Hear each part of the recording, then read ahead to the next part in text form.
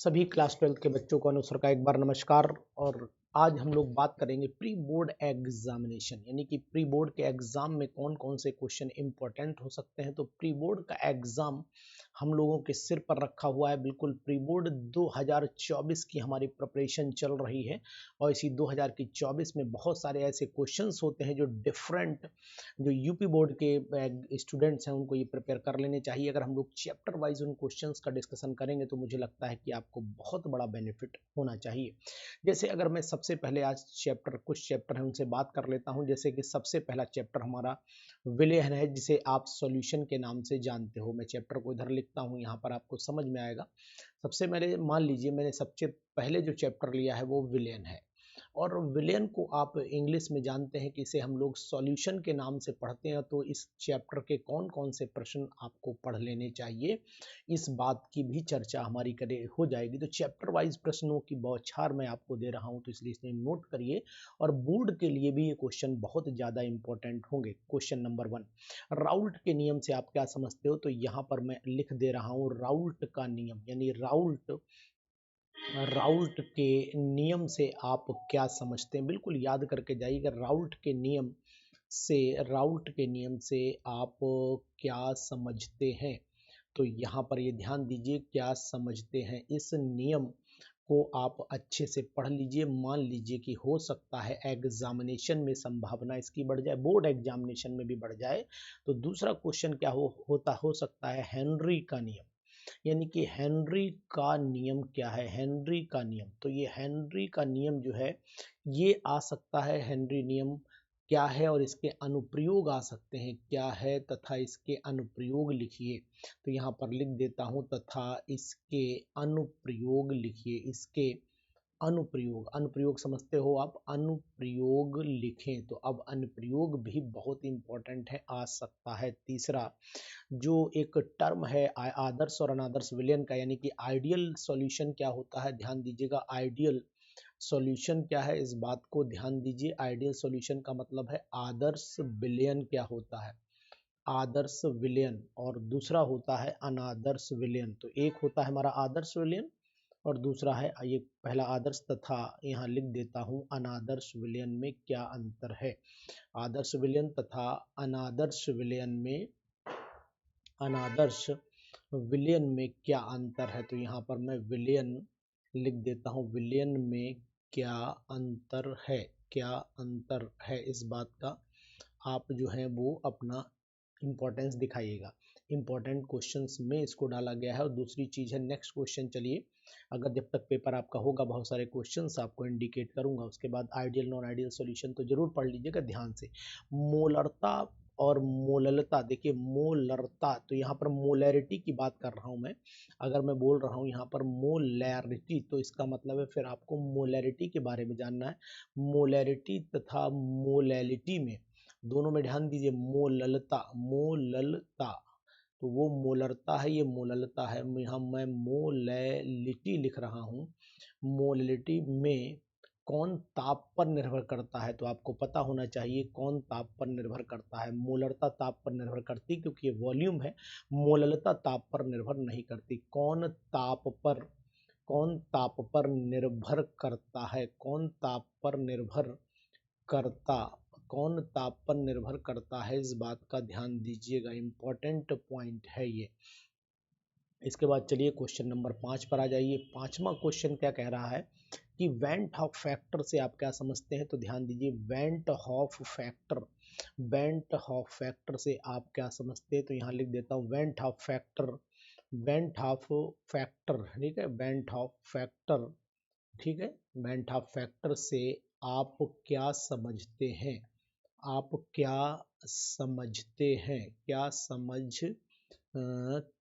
हैं, इस बात का ध्यान दीजिए और इसे नोट करिए। सभी बच्चे नोट करें।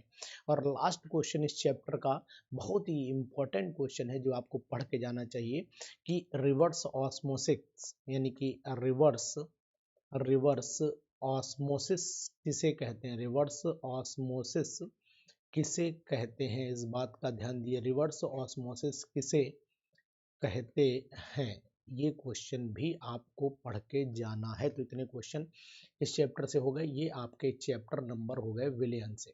तो विलयन से ही पढ़ लीजिए। इसके बाद आ जाइए, विलयन के बाद आ जाता है आपका कौन सा, वैद्युत रसायन। तो दूसरा चैप्टर हम लोग ले लेते हैं यहाँ पर, वैद्युत रसायन। तो यहाँ नोट कर लीजिए, वैद्युत रसायन में कौन कौन से क्वेश्चंस इंपॉर्टेंट हो सकते हैं। तो वैद्युत रसायन में चलिए दूसरा पार्ट हमने यहाँ पर वैद्युत रसायन लिख दिया है। और वैद्युत रसायन में केवल 2 क्वेश्चन पढ़िए, ज़्यादा नहीं। नंबर एक तो गैल्वेनिक सेल किसे कहते हैं, गैल्वेनिक सेल समझते हो, नहीं समझते हो?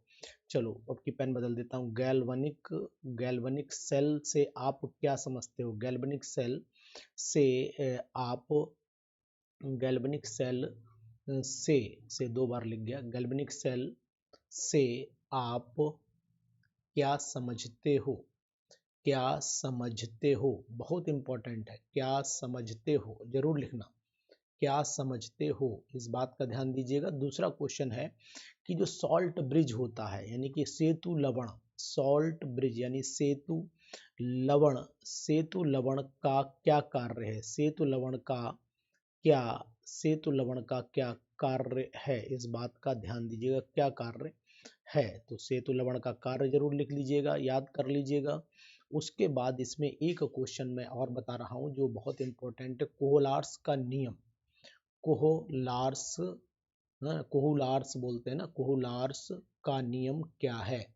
कोहुलार्स का नियम क्या है? भाई मैं इंग्लिश में लिख दे रहा हूं, आप इसे हिंदी में अपने हिसाब से लिख लीजिएगा। कोहुलार्स कोहुलार्स का नियम क्या है? क्या है? इसके अनुप्रयोग लिखिए। इसके इसके अनुप्रयोग लिखिए, बहुत इंपॉर्टेंट। अनुप्रयोग लिखिए, बहुत इंपॉर्टेंट है, इसको पढ़ लीजिएगा। इसके बाद नेक्स्ट क्वेश्चन पर आ जाइए जो बहुत इंपॉर्टेंट हो सकता है। वैद्युत रसायन के बाद में आपको पढ़ना चाहिए मेरे हिसाब से रासायनिक बलगति। तो यहाँ पर रासायनिक बलगति। तो रासायनिक बलगति में कौन कौन से क्वेश्चन है? बहुत सिंपल, बहुत इंपॉर्टेंट। रासायनिक बलगति में नोट कर लो। क्वेश्चन नंबर 1 है इसके अंदर, यानी अभिक्रिया की कोटि किसे कहते हैं? अभिक्रिया की कोटि से आप क्या समझते हैं? अभिक्रिया की कोटि से आप क्या समझते हैं? क्या समझते हैं? तो ये क्वेश्चन भी बहुत इंपॉर्टेंट है। ठीक है, उसके बाद नेक्स्ट क्वेश्चन पे आ जाइए। समझते सही कर लेना भाई, मैं लिखे दे रहा हूँ यहाँ पर, समझते हैं। ठीक है, उसके बाद दूसरा क्वेश्चन आ जाइए कि अभिक्रिया की कोटि और आणविकता में क्या अंतर है? तो अभिक्रिया की अभिक्रिया की कोटि और आणविकता में डिफरेंस, आणुविकता में क्या अंतर है? क्या अंतर है? यहाँ देखिए, स्पष्ट कीजिए। यहाँ लिख देता हूँ, स्पष्ट कीजिए। तो इस बात का भी ध्यान आपको देना पड़ेगा। क्वेश्चन नंबर 3 पर चले आइए। क्वेश्चन नंबर 3 ये भी बहुत इंपॉर्टेंट है। प्रथम शून्य तथा द्वितीय कोटि की अभिक्रिया, द्वितीय कोटि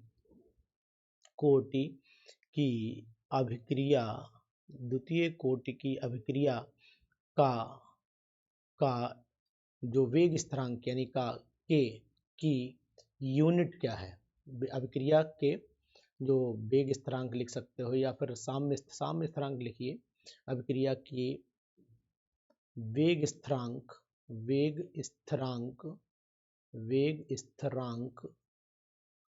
की यूनिट क्या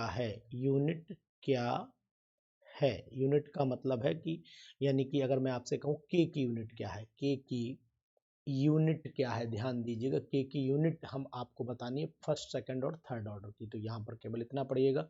बाकी प्रथम कोटि की अभिक्रिया अगर मान लीजिए कहीं पर आ जाती है तो k is equal to 2.303 upon t log initial value a हो गए, final value a minus x. इस पे न्यूमेरिकल लगा लीजिएगा, इस पर न्यूमेरिकल लगा लेना, एक तो इस फार्मूले पर और दूसरा k is equal to 0.693 upon T half पर भी क्वेश्चन आप कर लीजिएगा। तो ये क्वेश्चंस बहुत ही इंपॉर्टेंट हैं, इस बात का ध्यान दीजिएगा, ठीक है। उसके बाद आ जाइए नेक्स्ट पार्ट आपका बहुत ही इम्पोर्टेंट है जो आपको पढ़ना है। देखिए यहाँ तक तो आप बहुत आसानी से पहुँच जाएंगे। इसके बाद मैं जो आपको चैप्टर बताने जा रहा हूँ वो चैप्टर भी बहुत इम्पोर्टेंट है, जिसका नाम है डी एफ ब्लॉक और कोऑर्डिनेशन कंपाउंड को जरूर पढ़िएगा। तो यहाँ पर बता रहा हूँ आपको सह संयोजक यौगिक, सह संयोजक यौगिक जरूर पढ़ लीजिए। तो सह संयोजक यौगिक को हम लोग क्या बोलते हैं, कोऑर्डिनेशन कंपाउंड बोलते हैं। कोऑर्डिनेशन कंपाउंड कहा जाता है, तो कोऑर्डिनेशन कंपाउंड को जरूर पढ़िएगा। इसी के साथ तथा में लगा देता हूँ डी तथा F block, D and F block, इनके तत्व भी पढ़ लीजिएगा डी एफ ब्लॉक के। अब कौन कौन से पढ़ने हैं मैं आपको बता रहा हूँ यहाँ पर। क्वेश्चन नंबर 1, वर्नर की कोऑर्डिनेशन थ्योरी क्या है। वर्नर की कोऑर्डिनेशन थ्योरी, WERNER, वर्नर की कोऑर्डिनेशन थ्योरी क्या है। वर्नर की कोऑर्डिनेशन थ्योरी क्या है, बहुत इंपॉर्टेंट है। थ्योरी क्या है, यानी वर्नर का कोऑर्डिनेशन सिद्धांत किसे कहते हैं, आ सकता है। नेक्स्ट क्वेश्चन नंबर 2, एफिसियन का होल 6 ऊपर आ जाते हैं आपके 4 नेगेटिव, एक डायामैग्नेटिक है, चुंबक की तरफ आकर्षित नहीं होता, डायामैग्नेटिक है। जबकि एफिसियन का होल 6 ऊपर आ जाते हैं 3 नेगेटिव, पैरामैग्नेटिक है। इस क्वेश्चन को भी ध्यान से पढ़ लिए, पैरामैग्नेटिक है, इसे पढ़ लीजिएगा। दूसरी चीज आपको बताने की कोशिश करूंगा कि क्वेश्चन एक और भी इम्पोर्टेंट बन सकता है, NiCO का होल 4, NiCO का होल 4 एक चतुष्फलकीय है ना, एक चतुष्फलकीय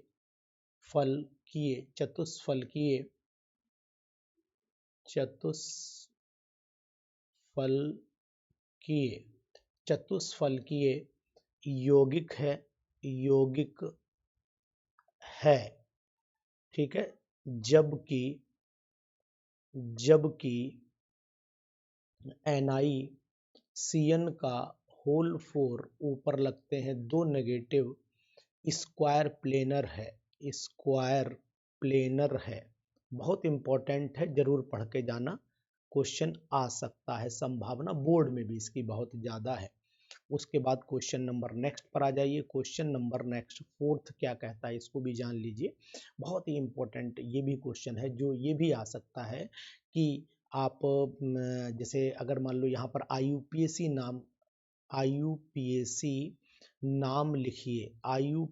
नाम लिखो। अब इसमें से कौन सा IUPAC नाम आएगा नहीं पता, लेकिन हाँ आपको बताने की कोशिश करूंगा कि इनको जरूर पढ़ना। नंबर 1 K4 है, ठीक है, K4 FeCN का होल 6, इसको पढ़ लेना। दूसरा नाम आप इसको जरूर पढ़ लीजिएगा, NiCN का होल 4 ऊपर 2 नेगेटिव लगे हुए हैं। तीसरा इसको जरूर पढ़ लीजिएगा, CrEN का होल थ्राइस और ऊपर 3 पॉजिटिव लगे हुए हैं। इन नामों को पढ़ के जाना, उम्मीद है आपको एग्जामिनेशन में हेल्प मिलनी चाहिए। इसके बाद नेक्स्ट क्वेश्चन है, वो नेक्स्ट IUPAC K3 FeCN का होल 6, इसको पढ़ के जाइएगा। इसके बाद आप पढ़ के जाना CO Cn का होल 6 और ऊपर लगा देना यहाँ पर 3 नेगेटिव। ठीक है ना, इसको जरूर पढ़ लिए। तो ये नाम आईपीएससी के 5 जो मैंने बताए इनको जरूर ध्यान से पढ़ लेना, इंपॉर्टेंट बनेंगे आपके लिए। क्वेश्चन नंबर 5, ये क्वेश्चन जो 5वां बता रहा हूँ ये बहुत ही इंपॉर्टेंट है, इसको बिल्कुल छोड़ना नहीं है। लिगेंड किसे कहते हैं? लिगेंड, लिगेंड किसे कहते हैं?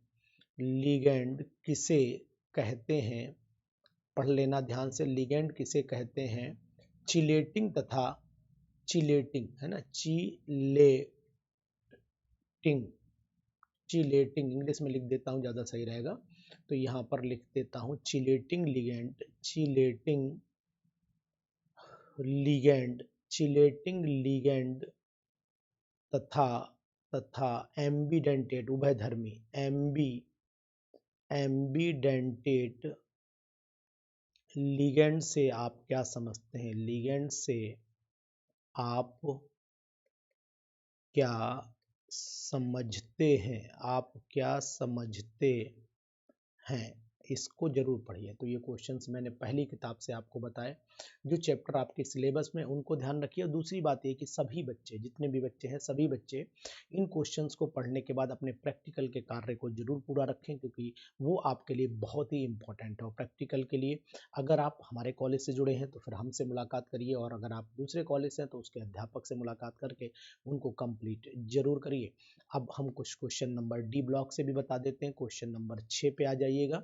डी ब्लॉक में एक क्वेश्चन आ सकता है कि K2Cr2O7 का निर्माण यानी बनाने की विधि, निर्माण ना क्रोमाइट ओर द्वारा कैसे करते हैं? क्रोमाइट, क्रोमाइट अयस्क, क्रोमाइट अयस्क से कैसे करेंगे? से कैसे कैसे करेंगे? इस बात का ध्यान दीजिएगा, कैसे करेंगे, बहुत ही इंपॉर्टेंट। क्वेश्चन नंबर 7 पर आइए, जो ये भी इंपॉर्टेंट है कि Cr2O7 डाई नेगेटिव की ऑक्सीकरण की अभिक्रियाएं लिखिए। ऑक्सीकरण, ऑक्सीकरण, ऑक्सीकारक की तरह इसको यूज करते हैं ना, ऑक्सीकारक की अभिक्रियाएं लिखिए। Kr2 ऐसे करो, पूरा क्वेश्चन ऐसे कर लो, Kr2O7, Kr2O7 एक ऑक्सीकारक है, एक ऑक्सीकारक है, ऑक्सीकारक है, ऑक्सीकारक है। इसको इसको अभिक्रियाओं द्वारा, अभिक्रियाओं द्वारा सिद्ध कीजिए, अभिक्रियाओं द्वारा सिद्ध कीजिए। बहुत इंपॉर्टेंट, बहुत ही ज़्यादा इंपॉर्टेंट क्वेश्चन है, ध्यान दीजिएगा। और जो नेक्स्ट क्वेश्चन है इसके पर भी आप ध्यान दें, ठीक है ना। डी ब्लॉक, डी ब्लॉक के, डी ब्लॉक के तत्व अधिकांशतः, डी ब्लॉक के तत्व अधिकांशतः रंगीन, रंगीन होते हैं, रंगीन होते हैं। क्यों?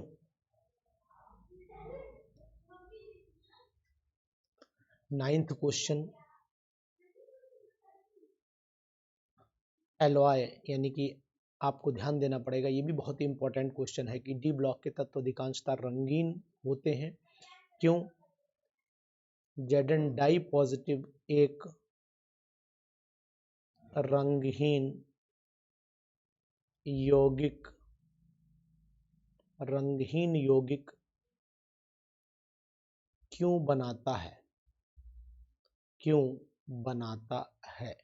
तो हमने आपको जितने भी क्वेश्चंस दिए, सभी प्यारे बच्चे इस बात का ध्यान दें कि जितने भी क्वेश्चंस आपको दिए हैं ये वॉल्यूम नंबर 1 की केमिस्ट्री के हैं। तो वॉल्यूम नंबर 1 की केमिस्ट्री के आपने इंपॉर्टेंट क्वेश्चंस लिखे।